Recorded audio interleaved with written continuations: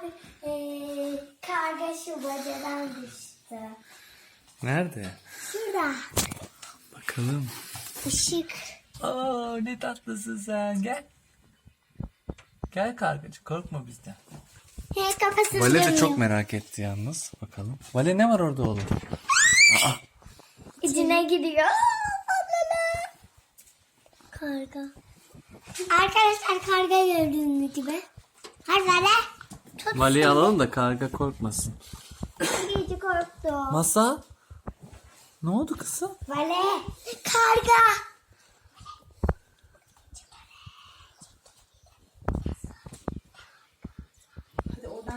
Hani oradan çekilelim bakalım, çıkacak mı karga? Elimi almak istiyorum. Bir şey yapar mı? Yapmaz ama o istiyor mu acaba eline gelmek? O O istemez. şimdi çok korktu.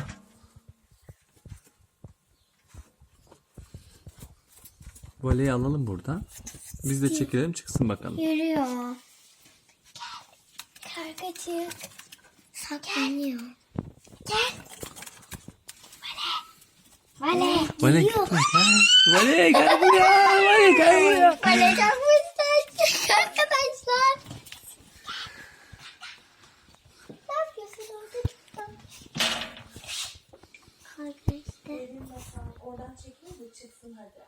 Evet, hadi çekilelim de çıksın bakalım. Camları açtık. Şimdi bakalım oradan çıkıp gelip buradan kaçacak mı? Ama benim elimi almak Hadi ara. Ve belki susamıştır orada. Dünden beri şurayı gagalıyor. Ha, o zaman su verelim ona.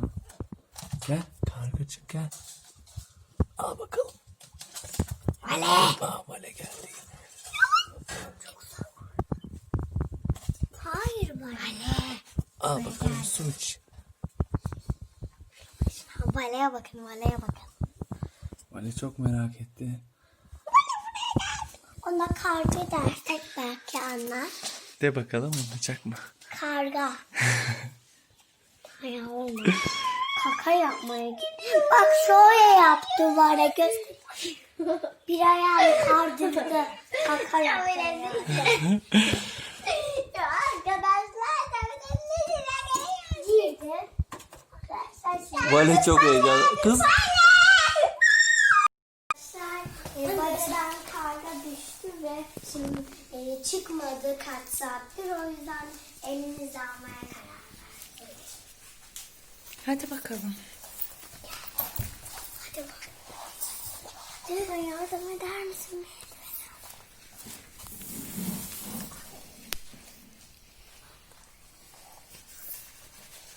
Dur bakalım. Neredeymiş? Gel bakalım. Tatlı kuş. Gel.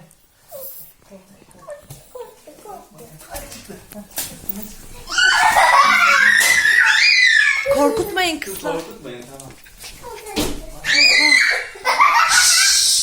Gel bu tarafa, bu tarafa. Gel. Aç orayı, aç Seyit. Kızlar dur, korkutmayın. Hadi bakalım, buradan çıkabilirsin. Çekilin.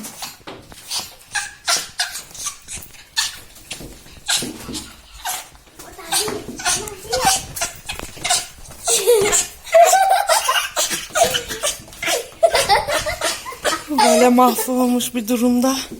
Karga gidiyor. Hadi Az karga kaldı, hadi. doğru yoldasın. Evet.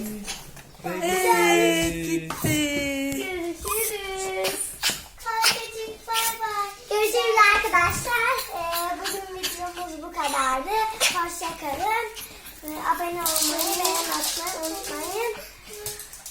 Hoşçakalın. Çok- Bir dahakine ben alacağım evcimeni.